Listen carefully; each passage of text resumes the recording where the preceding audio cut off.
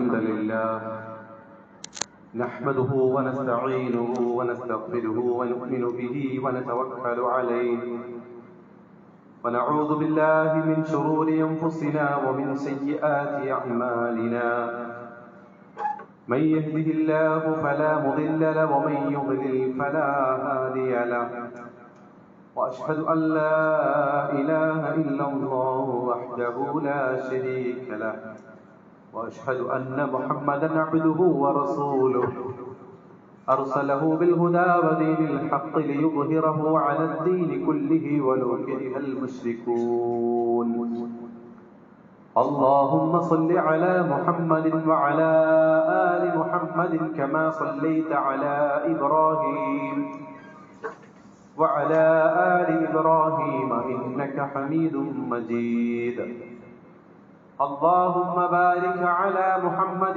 وعلى آل محمد كما باركت على إبراهيم وعلى آل إبراهيم إنك حميد مجيد أما بعد فإن خير الكلام كلام الله وخير الحديث كتاب الله وخير الهدي هدي محمد صلى الله عليه وسلم وشر الأمور محدثاتها وكل محدثة بدعة وكل بدعة ضلالة وكل ضلالة في النار أعوذ بالله من الشيطان الرجيم بسم الله الرحمن الرحيم يا أيها الذين آمنوا اتقوا الله حق تقاته ولا تموتن إلا وأنتم مسلمون يا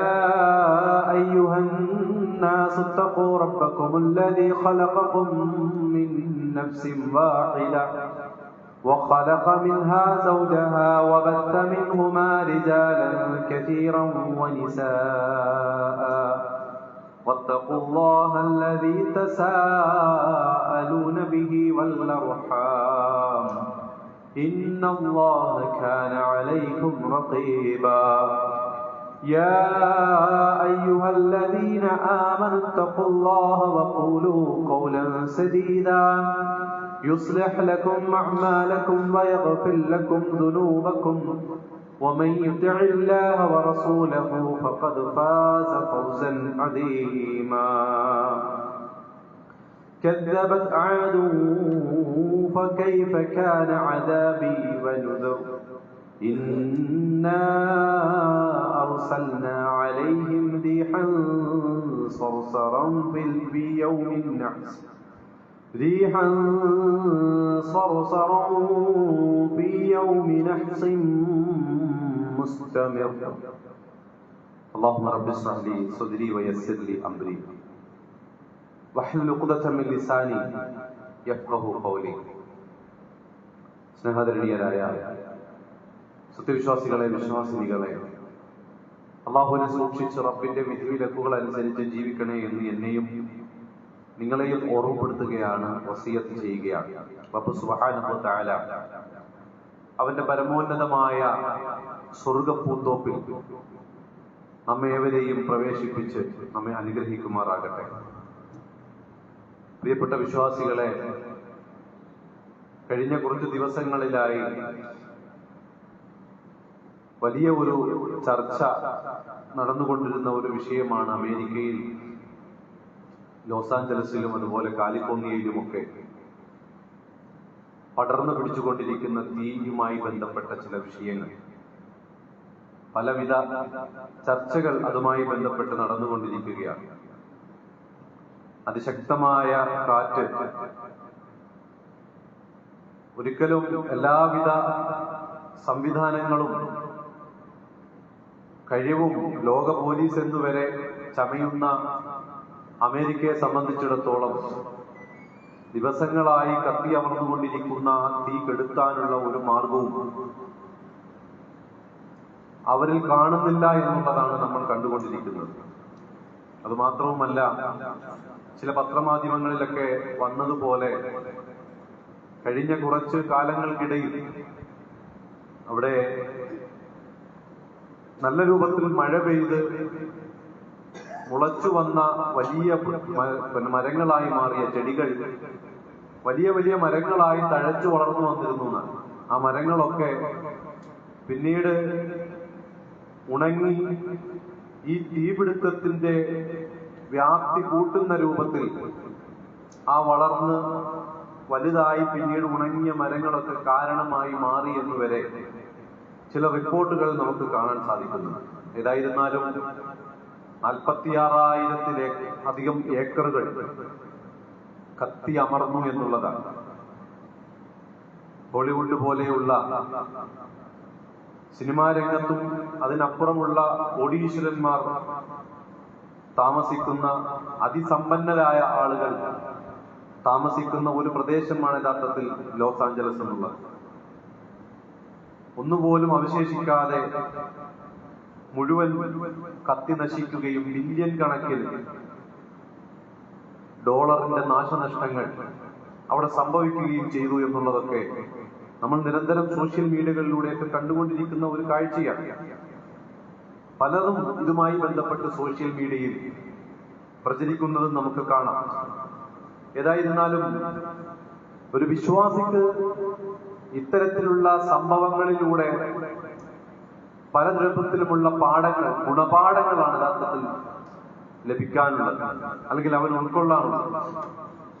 പലപ്പോഴുമുള്ള ഒരു ചർച്ചയാണ് ഫലസ്തീനികളുമായി ബന്ധപ്പെട്ട് ഫലസ്തീനെ ആക്രമിക്കുന്നതിനും ഇല്ലാതാക്കുന്നതിനും എല്ലാവിധ ഒത്താശയും ചെയ്തു കൊടുക്കുന്ന ഒരു വിഭാഗമാണ് അമേരിക്ക എന്ന് പറയുന്നത്.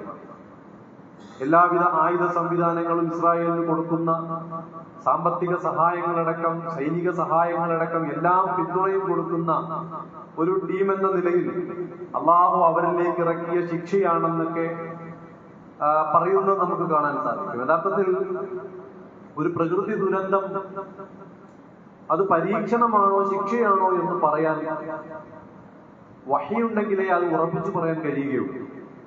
പ്രകൃതി ദുരന്തങ്ങൾ പരീക്ഷണമായേക്കാം, ഒരു ജനവിഭാഗത്തോടുള്ള ശിക്ഷയുമായേക്കാം. പ്രവാചകന്മാർ ജീവിച്ചിരിപ്പില്ല. നബി സല്ലല്ലാഹു അലൈഹി വസല്ലമയോടുകൂടി അത് അവസാനിച്ചു. അതുകൊണ്ട് തന്നെ വഹ്യ് നിലയ്ക്കുകയും ചെയ്തിട്ടുണ്ട്. അതുകൊണ്ട് അതൊരു അദാബാണോ അതല്ല ഒരു ബലാ ആണോ ഒരു പരീക്ഷണമാണോ എന്ന് നമുക്ക് എന്ത് ചെയ്യാൻ പറ്റൂല, ഉറപ്പിച്ചു പറയാൻ കഴിയുകയില്ല. എന്നാലും നമുക്ക് മുമ്പ് കഴിഞ്ഞു പോയപ്പെട്ട സമൂഹങ്ങളിൽ അവരെയൊക്കെ ശിക്ഷിച്ച ശിക്ഷാരീതികളൊക്കെ എങ്ങനെയായിരുന്നു? ഒന്നുകിൽ അതിശക്തമായ കാറ്റായിരുന്നു, അതല്ലെങ്കിൽ പേമാരിയായിരുന്നു, വെള്ളപ്പൊക്കത്തിലൂടെയായിരുന്നു. അങ്ങനെയുള്ള പ്രകൃതി ദുരന്തങ്ങളിലൂടെ നമുക്ക് മുമ്പ് അള്ളാഹുവിനെ നിഷേധിച്ച, അള്ളാഹുവിന്റെ നിയമങ്ങളെയും വിലക്കുകളെയും ലംഘിച്ച, അള്ളാഹുവിന്റെ അനുഗ്രഹങ്ങളെ ഉപയോഗിച്ചിട്ട് നന്ദി കെട്ടവരായി മാറിയ ആളുകളെ, ജനവിഭാഗത്തെ അള്ളാഹു സുബ്ഹാനഹു വ തആല ശിക്ഷിച്ചിട്ടുണ്ട്. അതിനൊക്കെ ചില കാരണങ്ങൾ ഉണ്ടായിട്ടുണ്ട്. ആ കാരണങ്ങൾ പഠിക്കുന്നിടത്താണ് യഥാർത്ഥത്തിൽ നമുക്ക് ഗുണപാഠങ്ങളുള്ളത്. എന്തുകൊണ്ട് നശിപ്പിക്കപ്പെട്ടു, എന്തുകൊണ്ട് അവരിലേക്ക് ശിക്ഷ ഇറക്കപ്പെട്ടു, എന്തിന്റെ കാരണത്താലാണ് അവർ നാശമടഞ്ഞത്, അതിൽ ചില പാഠങ്ങളുണ്ട്. പരിശുദ്ധ ഖുർആനിൽ നമുക്ക് കാണാം ഹൂദ് നബി അലൈഹി ഇസ്ലാമിന്റെ ജനതയും. ഹൂദ് നബി അലൈഹി ഇസ്ലാം അയക്കപ്പെട്ടത് ആദ് സമൂഹത്തിലേക്കാണ്. ആദ് സമൂഹത്തെ കുറിച്ച് അല്ലാഹു സുബ്ഹാനഹു വ തആല അവരെ നശിപ്പിക്കുന്നത് ഒരു കാറ്റിലൂടെയാണെന്ന് പരിശുദ്ധ ഖുർആനിലെ സൂറത്തുൽ ഖമറിൽ നമുക്ക് കാണാൻ സാധിക്കും. كذبت عاد فكيف كان عذابي ونذر. كذبت عاد. ആദ് സമൂഹം കളവാക്കി, അല്ലാഹുവിനെ വ്യാജമാക്കി, അവന്റെ മതത്തെ വ്യാജമാക്കി. അതുകൊണ്ട് തന്നെ فكيف كان عذابي ونذر, എന്റെ ശിക്ഷയും എന്റെ താക്കീതും എങ്ങനെയായിരുന്നു എന്ന് നോക്കുവാൻ വേണ്ടി അല്ലാഹു സുബ്ഹാനഹു വ തആല പറയുകയാണ്, ഇന്നാ അർസൽനാ അലൈഹിം റീഹൻ സർസറാ. തുടർച്ചയായ കാറ്റുകൾ, ശക്തമായ കാറ്റുകൾ അല്ലാഹു സുബ്ഹാനഹു വ തആല അവരിലേക്ക് അയച്ചു. ഫീ യൗമിൻ അഹ്സിൻ മുസ്തമിർ. ഒരു ശകുനം, അവസാനിക്കാത്ത അല്ലെങ്കിൽ അറ്റുപോകാത്ത, വിട്ടുപോകാത്ത ഒരു ശകുനം അവരിൽ വരികയായിരുന്നു, അല്ലെങ്കിൽ ഒരു നാശം അവരിലേക്ക് സംഭവിക്കുകയായിരുന്നു. അല്ലാഹു പറയുകയാണ്, വീണടിഞ്ഞ ഈന്തപ്പനത്തടികൾ പോലെ അതിശക്തമായ കാറ്റത്ത് മരങ്ങൾ വന്ന് പതിക്കുമല്ലോ, അതുപോലെ വന്ന് പതിച്ച് നാശമടയുകയായിരുന്നു ആ ജനവിഭാഗം എന്ന് അല്ലാഹു സുബ്ഹാനഹു വ തആല പറയുന്നതായിട്ട് നമുക്ക് കാണാൻ സാധിക്കും. അത് മാത്രവുമല്ല, ആ നാട് മുഴുവൻ അല്ലാഹു സുബ്ഹാനഹു വ തആല നശിപ്പിച്ചു. അവിടെ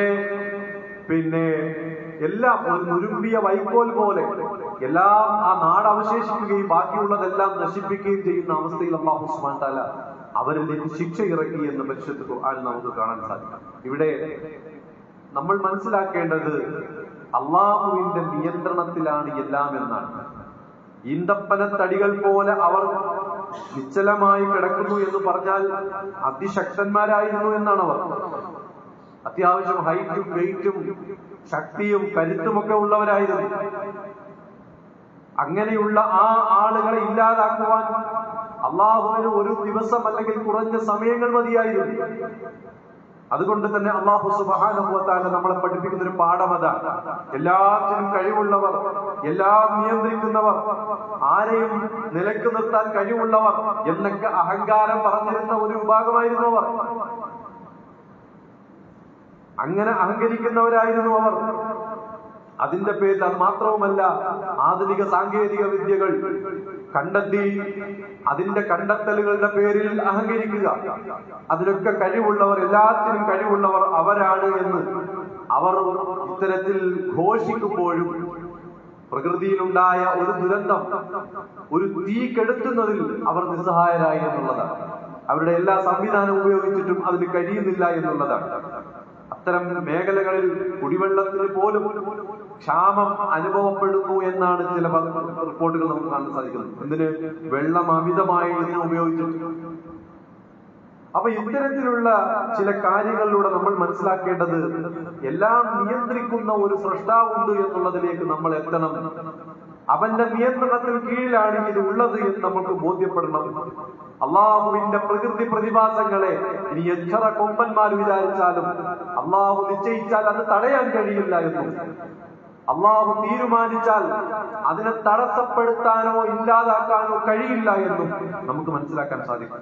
അല്ലാഹു സുബ്ഹാനഹു വ തആല പരിശുദ്ധ ഖുർആനിലൂടെ പറയുന്നുണ്ട് സൂര്യനെ സംബന്ധിച്ച്, ചന്ദ്രനെ സംബന്ധിച്ച്, വശംസു തജ്രീ ലിമുസ്തഖറിൻ ലഹാ ദാലിക തഖ്ദീറുൽ അസീസുൽ അലീം. പ്രതാപവാനായ അസീസായ എല്ലാം അറിയുന്ന അള്ളാഹുവിന്റെ നിശ്ചിതമായ ഒരു നിർണയത്തിൽ സൂര്യൻ അത് കൃത്യമായി സഞ്ചരിച്ചുകൊണ്ടിരിക്കുകയാണ്. അത് അള്ളാഹുവിന്റെ നിയന്ത്രണത്തിൽ കീഴിൽ സഞ്ചരിച്ചുകൊണ്ടിരിക്കുകയാണ്. ചന്ദ്രനെ അല്ലാഹു സുബ്ഹാനഹു വ തആല വ്യത്യസ്തമായ ചില ഘട്ടങ്ങൾ നിർണയിച്ചിട്ടുണ്ട്. ആ ഘട്ടങ്ങളിൽ നമുക്ക് കാണാം അവസാനം അതൊരു ഈന്തപ്പനക്കുലയുടെ തണ്ട് പോലെ വളഞ്ഞില്ലാതായിത്തീരുന്ന, അങ്ങനെ ആയിത്തീരുന്ന ഒരു കാഴ്ച പോലും നിങ്ങൾക്ക് കാണാൻ സാധിക്കും. അതെല്ലാം കൃത്യമായി നിയന്ത്രിക്കുന്ന, സംവിധാനിക്കുന്ന ആ റബ്ബിനെ അല്ലാഹു സുബ്ഹാനഹു വ തആല പരിചയപ്പെടുത്തുന്നത് നമുക്ക് കാണാൻ സാധിക്കും. ലശംസു യൻബഗി ലഹാ അൻ തുദ്രികൽ ഖമർ വലൽ ലൈലു സാബിഖുൻ നഹാർ. സൂര്യൻ ചന്ദ്രനെ മറികടക്കുന്നില്ല, അതല്ലെങ്കിൽ പകല് രാവിലെ മറികടക്കുന്നില്ല. അതെല്ലാം കൃത്യമായും അതിന്റെ സഞ്ചാരപാതയിലൂടെ കൃത്യമായി നിയന്ത്രിക്കുന്ന ആ സ്രഷ്ടാവിനെ കൃത്യമായി മനസ്സിലാക്കണമെന്ന് അല്ലാഹു സുബ്ഹാനഹു വ തആല പരിശുദ്ധ ഖുർആനിലൂടെ ഓർമ്മപ്പെടുത്തുന്നുണ്ട്. ഇതെല്ലാം അല്ലാഹു തആല പറയുന്നത് ആയാത്തുകളായിട്ടാണ്, ദൃഷ്ടാന്തങ്ങളാണ്. ആർക്ക്? ഇന്ന ഫീ ദാലിക ലആയാത്തിൻ ഖൗമി യതഫക്കറൂൻ. ചിന്തിക്കുന്നവർക്ക്, ആലോചിക്കുന്നവർക്ക്, അതിനെക്കുറിച്ച് ഉറ്റാലോചിക്കുന്നവർക്ക് അതിൽ ഒരുപാട് ദൃഷ്ടാന്തങ്ങളുണ്ട്, പാഠങ്ങളുണ്ട്. അങ്ങനെ ചിന്തിക്കാനും പഠിക്കുവാനും തയ്യാറാണെങ്കിൽ, ബുദ്ധിയെ മരവിപ്പിക്കാതെ പഠിക്കാൻ തയ്യാറാണെങ്കിൽ ആ സൃഷ്ടാവിലേക്കും അവന്റെ കഴിവിലേക്കും അവന്റെ അധികാരത്തിലേക്കുറിച്ചുമുള്ള കൃത്യമായ ബോധ്യം ആളുകൾക്ക് ഉണ്ടാകുമെന്നുള്ളത് ഇത്തരം ദുരന്ത വാർത്തകൾ നമുക്ക് നൽകുന്ന ചില മറുപടികളാണെന്ന് നമുക്ക് മനസ്സിലാക്കാൻ സാധിക്കും. അത് മാത്രവുമല്ല, അല്ലാഹു സുബ്ഹാനഹു വ തആല ഇത്തരത്തിലുള്ള സമ്പന്നനായിരിക്കെ, അധികാരങ്ങൾ കയ്യിരിക്കെ, പലതിന്റെയും അധികാരം അവരുടെ കയ്യിലാണെന്ന് കൊട്ടിഘോഷിക്കെ ഈ രൂപത്തിൽ പകച്ചു നിൽക്കുന്ന സന്ദർഭങ്ങളിൽ അള്ളാഹുവിലേക്ക് കൂടുതൽ അടുക്കാൻ ഒരാൾക്ക് സാധിക്കുന്നത് ഇത്തരം സന്ദർഭങ്ങളിലൂടെയാണെന്ന് നമ്മൾ മനസ്സിലാക്കണം. മറ്റൊന്ന്, മനുഷ്യൻ എത്രയോ നിസ്സാരനാണെന്നുള്ളത് ഒന്നുകൂടെ നമുക്ക് ബോധ്യപ്പെടുകയാണ്.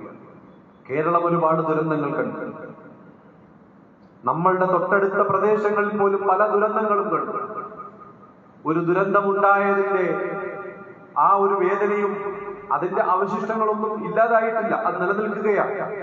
മലപ്പുറത്തിന്റെ മണ്ണിൽ, വയനാടിന്റെ മണ്ണിൽ ഒരുപാട് ദുരന്തങ്ങൾക്ക് നമ്മൾ സാക്ഷിയായിട്ടുണ്ട്. പലപ്പോഴും വിവര സാങ്കേതിക വിദ്യയുടെ അത്യാധുനിക ടെക്നോളജിയിലൊക്കെ മനുഷ്യൻ ഉന്നതിയിലേക്ക് എത്തിക്കൊണ്ടിരിക്കുന്നു എന്നും പലതും നേടിയെടുത്തു, പലതിലേക്ക് മനുഷ്യൻ എത്തിക്കൊണ്ടിരിക്കുന്നു, മനുഷ്യനെ വെല്ലാൻ ആരുമില്ല, അവൻ ഉത്തുംഗതയിലാണ് എന്നൊക്കെ ഘോഷിക്കുന്ന ഈ ഒരു സന്ദർഭത്തിൽ ഇത്തരത്തിലുള്ള പളപളപ്പുകളിൽ പലപ്പോഴും റബ്ബിനെ മറക്കുന്നൊരവസ്ഥയുണ്ട്, റബ്ബിനെ മറന്നു പോകുന്നൊരു അവസ്ഥയുണ്ട്. അല്ലാഹു സുബ്ഹാനഹു വ തആല പരിശുദ്ധ ഖുർആനിലൂടെ പറഞ്ഞ ചില വസ്തുതകൾ ഈ മറന്നു പോകുന്ന ആളുകൾക്ക് പോലും ബോധ്യപ്പെടുന്ന രൂപത്തിൽ അല്ലാഹു തആല പറഞ്ഞു, വഖുലിഖൽ ഇൻസാനു ദഈഫാ, വഖുലിഖൽ ഇൻസാനു ദഈഫാ, മനുഷ്യനെ ദുർബലനായിട്ടാണ് നാം എന്ത് ചെയ്തിട്ടുള്ളത്, സൃഷ്ടിച്ചിട്ടുള്ളത് എന്നാണ്. ഈ നേടുന്ന അറിവുകൾ നിസ്സാരമായ അറിവുകളാണെന്നാണ്.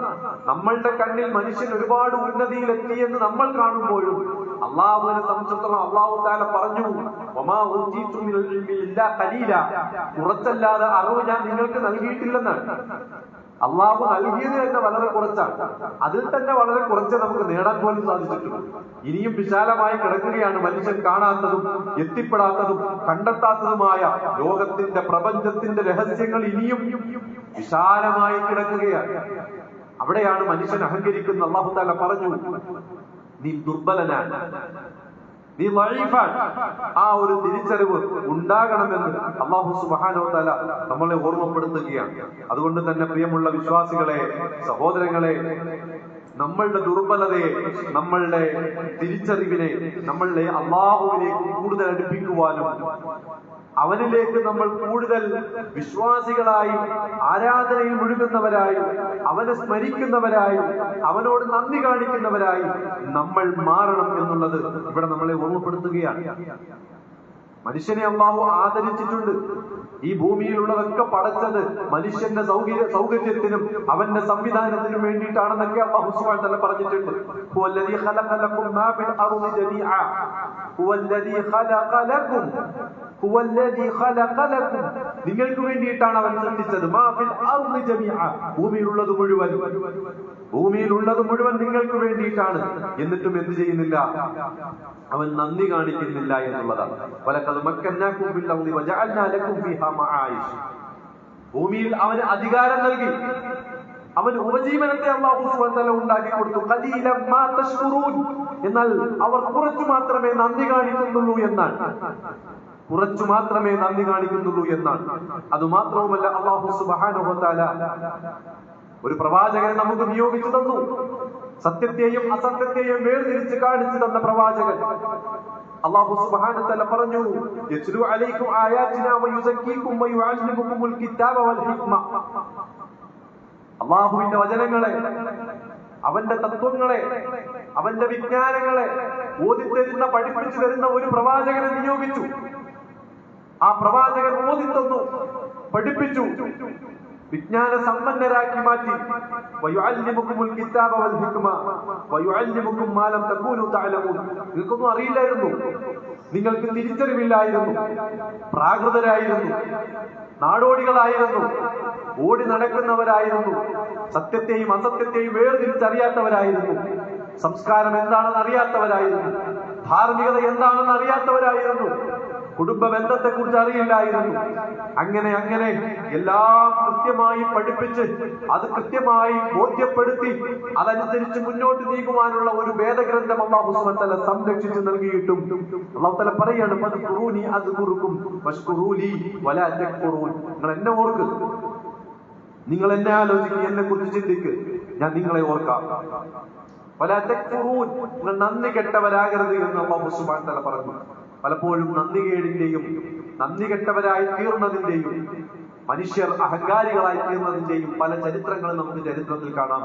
പരിശുദ്ധ ഖുർആനിലെ സൂറത്തുൽ കഹ്ഫിൽ അല്ലാഹു നൽകിയ തോട്ടം, അവൻ നൽകിയ അനുഗ്രഹം, അതെല്ലാം അധ്വാനിച്ച് അതെല്ലാം ഉണ്ടാക്കി അത് ആസ്വദിച്ചു കൊണ്ടിരിക്കുമ്പോൾ ഒരു തോന്നൽ, ഇതൊക്കെ ഞാൻ ഉണ്ടാക്കിയതാണ്, ഇതൊക്കെ എന്റെ അധ്വാനത്തിന്റെ ഫലമാണ്, അള്ളാഹുവിന്റെ സൃഷ്ടിപ്പൊന്നുമല്ല, അവന്റെ അനുഗ്രഹമൊന്നുമല്ല എന്ന് പറഞ്ഞപ്പോ പിന്നീട് കാണുന്നത് കത്തിച്ചാമ്പലായ ഒരു തോട്ടമായിട്ടാണ്, കത്തിക്കരിഞ്ഞ ഒരു തോട്ടമായിട്ടാണ്. അതുപോലെ തന്നെ പാവങ്ങളെ ദ്രോഹിക്കുന്ന അവരെ ഇല്ലാതാക്കുന്ന പ്രവർത്തനങ്ങളും പരിശ്രമങ്ങളും ഒക്കെ നടത്തിയതിന്റെ പേരിൽ നമുക്ക് പരിശുദ്ധ ഖുർആനിൽ ചില അടയാളങ്ങൾ കാണാൻ സാധിക്കും. പിതാവ് വിളവെടുക്കുന്ന സമയത്ത് പാവങ്ങളെ മുഴുവൻ വിളിച്ച് അവർക്കുള്ളതൊക്കെ നൽകും. ആ വിളവെടുപ്പിൽ നിന്ന് കിട്ടുന്നത് ആ പാവങ്ങളുടെ ഓഹരി നൽകിയിട്ടേ ബാക്കി അദ്ദേഹത്തിന്റെ ഉപജീവനമായി സ്വീകരിച്ചിരുന്നുള്ളൂ. പക്ഷെ മക്കൾ, ആ പിതാവ് മരണപ്പെട്ടതിന് ശേഷം ഈ പാവങ്ങൾ കൊണ്ടുപോകുന്നത് അവർക്കത്ര രസിച്ചില്ല. അതുകൂടി നമുക്ക് ഉപയോഗിക്കാമെന്ന് തീരുമാനിച്ചുകൊണ്ട് ആ തോട്ടക്കാരായ ആളുകൾ അവർ അതിനെ രാവിലെ നേരത്തെ വരാം, ഇവരൊക്കെ ഉണർന്നെഴുന്നേറ്റ് നമ്മളുടെ അടുക്കിലേക്ക് വരുന്നതിന് മുമ്പ് തന്നെ നമുക്ക് പോയി വിളവെടുത്ത് ആ വിളവ് ചന്തയിൽ കൊണ്ടുപോയി വിറ്റ് കാശുണ്ടാക്കണമെന്ന് പറഞ്ഞ് അതിരാവിലെ അവർ ആ തോട്ടത്തിലേക്ക് വരുമ്പോ പാവങ്ങളെ ദ്രോഹിക്കുന്ന, അവരുടെ ഒരു അല്പം ആശ്വാസത്തെ ഇല്ലാതാക്കുന്ന ആ പരിപാടി എടുക്കാൻ വേണ്ടി തുനിഞ്ഞ അവരുടെ മുന്നിൽ പിറ്റേന്ന് ചെന്നപ്പോൾ കണ്ടതെന്താ? എല്ലാം കരിഞ്ഞ്, എല്ലാം നശിച്ച്, ഒരു വിളവ് പോലും അവർക്ക് ലഭിക്കാതെ നശിച്ചിരിക്കുന്ന കാഴ്ചയാണ് അവർ കണ്ടത്. ഇതിലൂടെ ചില ഗുണപാഠങ്ങളുണ്ട് നമുക്ക്. നിസ്സഹായരായ, നിരാലംബരായ പാവപ്പെട്ട പലസ്തീനികളുടെ മണ്ണിൽ അവരുടെ ജീവനുമേൽ അവരുടെ എല്ലാ രൂപത്തിലുമുള്ള സ്വസ്ഥതയും സമാധാനവും കെടുത്തിക്കൊണ്ട് അക്രമത്തിന്റെയും അതുപോലെ തന്നെ അനീതിയുടെയും ഒക്കെ കെട്ടുകൾ അഴിച്ചുവിട്ട ഇത്തരത്തിലുള്ള ആളുകൾക്ക് ഒരു പക്ഷേ ചിലപ്പോൾ അങ്ങനെയൊക്കെയുള്ള അള്ളാഹുവിന്റെ ചില ശിക്ഷകളായി അത് മാറിയേക്കാം. നമുക്ക് ഉറപ്പിച്ച് പറയാൻ കഴിയില്ല, അങ്ങനെയൊക്കെ ആയേക്കാം. അതുകൊണ്ട് നമ്മൾ ചിന്തിക്കണം, അള്ളാഹു നന്ദി കാണിക്കുന്നവരെ ശിക്ഷിക്കുകയില്ല, പക്ഷെ നന്ദി കേട് കാണിക്കുന്നവരെ അള്ളാഹു ശിക്ഷിക്കുമെന്ന് പരിശുദ്ധ ഖുർആൻ നമ്മളെ ഓർമ്മപ്പെടുത്തുന്നുണ്ട്. അതുകൊണ്ട് ചില ചിന്തകൾ, ചില പാഠങ്ങൾ നമ്മൾക്ക് മനസ്സിലാക്കാൻ ഇത്തരം സംഭവങ്ങൾ പിന്നെയും നമ്മുടെ മുമ്പിൽ ഇങ്ങനെ വന്നുകൊണ്ടിരിക്കുകയാണ്. പല സ്ഥലങ്ങളിലും പല പ്രദേശങ്ങളിലും വന്നുകൊണ്ടിരിക്കുകയാണ്, നമ്മളെ പഠിപ്പിച്ചുകൊണ്ടിരിക്കുക. അതുകൊണ്ട് പ്രിയമുള്ളവരെ, സൃഷ്ടാവിലേക്ക് മടങ്ങാൻ, അവന്റെ നിയമനിർദ്ദേശങ്ങളിലേക്ക് കൂടുതൽ അടുക്കാൻ, അവന്റെ പരിശുദ്ധ ഖുർആനിലേക്ക് കൂടുതൽ അടുക്കാൻ, ആരാധനകളിൽ കൂടുതൽ മുഴുകാൻ, കൂടുതൽ നന്ദിയുള്ളവരായി മാറാൻ ഇത്തരം ദുരന്തങ്ങൾ നമുക്കൊരു പാഠമാകട്ടെ, സമൂഹത്തിന് ഒരു പാഠമാകട്ടെ. ആ രൂപത്തിൽ ജീവിച്ച് നാളെ പരലോകത്ത് സ്വർഗം നേടുവാൻ അള്ളാഹു നമുക്കെല്ലാം തൗഫീഖ് പ്രദാനം ചെയ്യുമാറാകട്ടെ.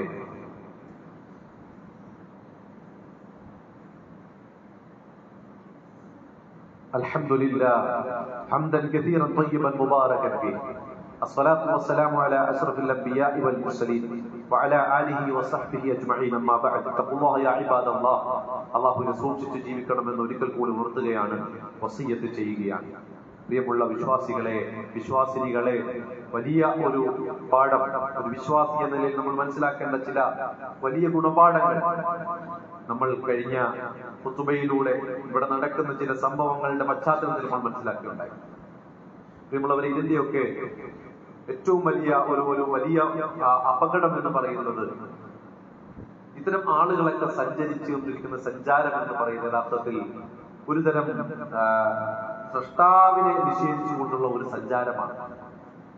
നിരീശ്വരവാദം, യുക്തിവാദം, ആ രൂപത്തിലുള്ള ഒരു സഞ്ചാരമാണ് യഥാർത്ഥത്തിൽ ഇവരൊക്കെ നടത്തിക്കൊണ്ടിരിക്കുന്നത്. സത്യത്തിൽ നമ്മുടെ മണ്ണിലും അങ്ങനെ ഒരു സഞ്ചാരത്തിലേക്ക് യഥാർത്ഥത്തിൽ നമ്മളുടെ നാം ജീവിക്കുന്ന ഈ കേരളം അടക്കം അങ്ങനെ പോകുന്നു എന്നുള്ളത് ഒരു യാഥാർത്ഥ്യമാണ്. അവർ വർഷങ്ങൾക്ക് മുമ്പ് അവർ സഞ്ചരിച്ച ആ സഞ്ചാര പാതയിലൂടെ അവർ പോയി, അതിന്റെ പരിണിത ഫലം ഭവിഷ്യത്ത് എന്ത്? ഈ ലൈഫ് ഒന്നേ ഉള്ളൂ, ഒരൊറ്റ ജീവിതമാണ്, നമ്മുടെ ബോഡി നമ്മളുടെ ഇഷ്ടമാണ്, അതുകൊണ്ട് നമുക്ക് ഇഷ്ടമുള്ളതുപോലെ ജീവിക്കാം എന്നൊക്കെയുള്ളൊരവസ്ഥയിൽ വിവാഹങ്ങളില്ല, വിവാഹം കഴിക്കേണ്ട അത്തരത്തിലുള്ള ബാധ്യതകൾ ഏറ്റെടുക്കാൻ വയ്യ, മക്കളെ നോക്കാൻ വയ്യ, ഭർത്താവുമായുള്ള ജീവിതം പറ്റൂല, അങ്ങനെയൊക്കെയുള്ള ഒരു കാഴ്ചപ്പാടിലൂടെ പോയി അവരുടെ ശാരീരികമായ സുഖത്തിന് വേണ്ടി താൽക്കാലികമായ ആശ്വാസങ്ങൾ കണ്ടെത്തുന്ന ഒരവസ്ഥ, ഇത് കേരളത്തിന്റെ മണ്ണിൽ നിന്ന് വ്യാപകമായി കൊണ്ടിരിക്കുകയാണ്. സത്യത്തിൽ ഡയലോഗ് എന്ന ഒരു പ്രോഗ്രാമിനെ കുറിച്ച് കഴിഞ്ഞ 1-2 ആഴ്ചയായി നിങ്ങളോട് പറയുന്നത്, ഇന്നലെ നമ്മളുടെ നാട്ടിലുള്ള ഒരു പ്രമുഖനുമായിട്ട് ഈ വിഷയവുമായി ബന്ധപ്പെട്ട് സംസാരിക്കുമ്പോൾ അദ്ദേഹം പറയാണ്, വിവാഹം വേണ്ട. 26ഉം 27ഉം വയസ്സുള്ള പെൺകുട്ടികൾ, അദ്ദേഹത്തിന്റെ ഒരു സുഹൃത്ത് ആ പിതാവ് വേദനയോടെ ഈ വിഷയം പങ്കുവെച്ചപ്പോ അദ്ദേഹം അതൊന്ന് പഠിച്ചു. ആ കുട്ടിയുടെ കൂട്ടുകാരിയുടെ പിതാവുമായി അദ്ദേഹം ഡിസ്കസ് ചെയ്തപ്പോ ഞെട്ടിക്കുന്ന കുറെ സംഭവങ്ങളാണ് അദ്ദേഹത്തിന് കേൾക്കാൻ കഴിഞ്ഞത് എന്ന്. അങ്ങനെയുള്ള ഒരു വിവാഹ ബാധ്യതയൊന്നും ഏറ്റെടുക്കാൻ വയ്യ. പിന്നെ താൽക്കാലികമായ ശാരീരിക സുഖത്തിന് വേണ്ടി അതിൻ്റെതായ ചില സൗകര്യങ്ങൾ, അത്യാവശ്യം ഭക്ഷണം വേണമെങ്കിൽ അത് ഓർഡർ ചെയ്യാം. അപ്പോ കഴക്കൂട്ടം നമുക്കറിയാം, ടെക്നോ പാർക്ക് ചെയ്യുന്ന ആ ഒരു ഏരിയയിൽ ഒരു വലിയ മുതലാളി അദ്ദേഹം ഇങ്ങനെ ചെറിയ ചെറിയ ഹട്ടുകൾ ഇങ്ങനെ ഉണ്ടാക്കിയിടുകയാണ്. അവിടെ വിശാലമായ ഒരുപാട് ഏരിയകൾ അദ്ദേഹത്തിന്റെ കീഴിലാണ്. വലിയ സംവിധാനങ്ങളുള്ള ആളാണ്, ഹോട്ടലും മറ്റ് സംവിധാനങ്ങളൊക്കെ ഉള്ള ആളാണ്. അതായത് 2 റൂമും അത്തരത്തിലുള്ള സംവിധാനങ്ങളൊക്കെ ഉള്ള ചെറിയ ചെറിയ ഹട്ടുകൾ ഒത്തിരി ഉണ്ടാക്കിയിടുന്നുണ്ട്. അപ്പൊ ഇത് ഇങ്ങനെ ഉണ്ടാക്കിയിട്ടാൽ ഇത് ഇങ്ങനെ ഓടിപ്പോകുമോ, ഇതൊക്കെ നിങ്ങൾക്ക് ചിലപ്പോൾ നഷ്ടമായി തീരില്ലേ എന്നൊക്കെ പറഞ്ഞപ്പോ അദ്ദേഹം പറഞ്ഞത്, ഈ ടെക്നോ പാർക്ക് ഇവിടെ ഉള്ളിടത്തോളം എന്റെ ഈ കച്ചവടം നിലയ്ക്കൂല. ടെക്നോ പാർക്ക് ഇവിടെ ഉള്ളിടത്തോളം എന്റെ കച്ചവടം നിലയ്ക്കൂല. സമൂഹം പോകുന്ന പോക്ക് എത്രത്തോളം അപകടത്തിലേക്കാണെന്നുള്ളത് നമ്മൾ മനസ്സിലാക്കുക. നമ്മുടെ മക്കളും പഠിക്കുകയാണ്, നമ്മുടെ മക്കളും വിദ്യാഭ്യാസം ചെയ്യുകയാണ്. ഇത്തരത്തിലുള്ള പല കോഴ്സുകളിലൂടെ നമ്മളെ മക്കളെ നമ്മൾ പറഞ്ഞുവിടുക. എവിടെയാണ് എത്തിപ്പെടുക എന്നുള്ളത് നമ്മൾക്ക് നിർണ്ണയിക്കാൻ പറ്റാത്ത അത്ര അപകട ചുഴികൾ ഇന്ന് വിശാലമായി കൊണ്ടിരിക്കുകയാണ്. അതിനിടയിലാണ് ഈ പറയുന്ന പുരോഗമന നാട്യം, പുരോഗമനത്തിന്റെ പേര് പറഞ്ഞ് പലതരത്തിലുമുള്ള നാടകം ഈ സമൂഹത്തിൽ പ്രചരിപ്പിക്കാൻ, വെറുപ്പ് പ്രചരിപ്പിക്കുകയാണ് ഇസ്ലാമിന്റെ എതിരെ. അത്തരം പ്രചരണങ്ങൾ നടത്തി നമ്മളിടയിലുള്ള നമ്മളുടെ മക്കളെ ബ്രെയിൻ വാഷ് ചെയ്ത് മതം ഒരു വലിയ വേലിക്കെട്ടാണെന്നും അതിനുള്ളിലുള്ള ജീവിതം ഒരു വല്ലാത്ത ബോറൻ ഏർപ്പാടാണെന്നും അതിനെ ഉപദേശിക്കുന്ന ആളുകൾക്ക് വരെ തന്തവൈബെന്നും തള്ളവൈബെന്നും ഒക്കെ പേരിട്ടിട്ട് അതൊക്കെ വെറും ഒരു ഉപദേശത്തിന്റെ ഒരു ലോകത്തേക്ക് ഞങ്ങളെ വിളിക്കണ്ട, അത്തരമൊരു ക്ഷണമൊന്നും ഞങ്ങളോട് നടത്തണ്ട എന്നൊക്കെ പറയുന്ന ഒരു അവസ്ഥയിലേക്ക് നമ്മുടെ മക്കൾ എത്തിക്കൊണ്ടിരിക്കുകയാണ്.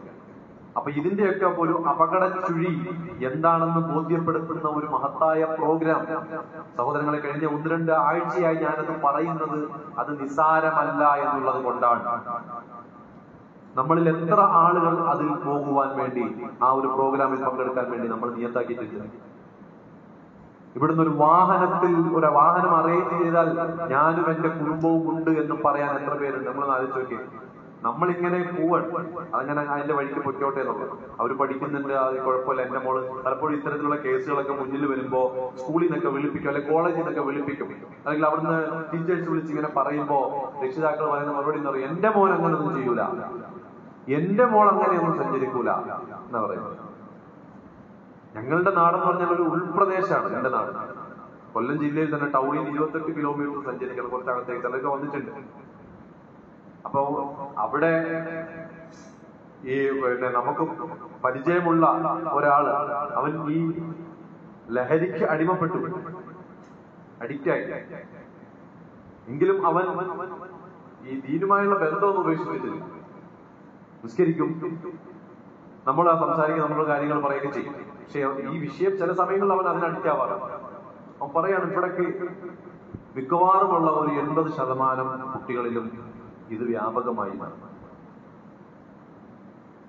ഏത് ഒരുപാട് ഉൾപ്രദേശമാണ്, അവിടെ അത്തരത്തിലുള്ള കാര്യങ്ങളൊക്കെ പടർന്നു പിടിക്കാൻ വലിയ സാഹചര്യങ്ങളൊക്കെ കുറഞ്ഞ ഒരു പ്രദേശമാണ്. എങ്കിലും അവിടെയൊക്കെ വ്യാപിച്ചു എന്ന് പറഞ്ഞാൽ പിന്നെ ബാക്കിയുള്ള കാര്യങ്ങൾ നമ്മൾ ചിന്തിക്കേണ്ടതാണ്.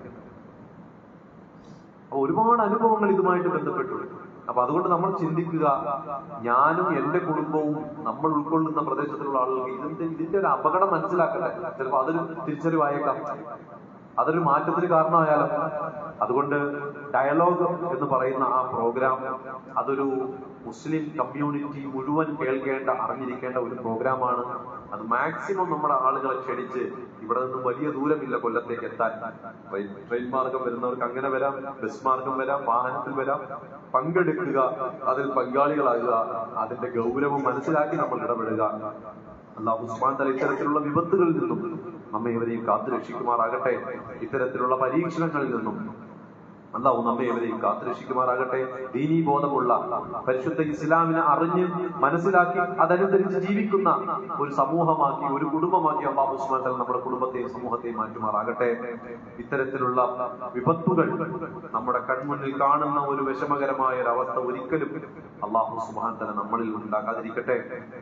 നമ്മളിൽ നിന്ന് മരണപ്പെട്ടു പോയവരുടെ ഖബറിടം അല്ലാഹുവേ നീ വിശാലമാക്കണമേ റഹ്മാനെ. ഞങ്ങളുടെ മുഴുവൻ പാപങ്ങൾ നീ വിട്ടുപുറത്തു മാപ്പാക്കണേ റഹ്മാനെ.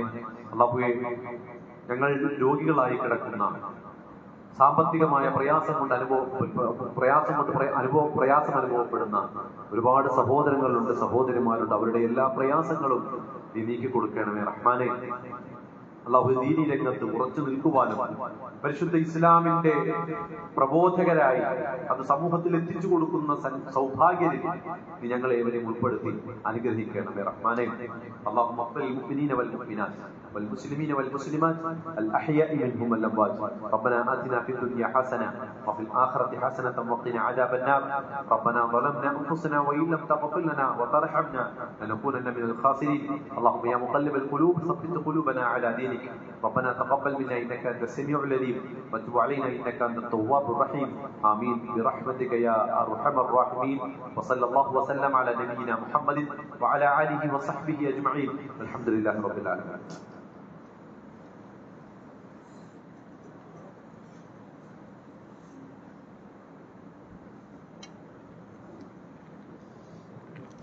الله أكبر. لا إله إلا الله أشهد أن محمدا رسول الله. يا الصلاة يا الفلاح.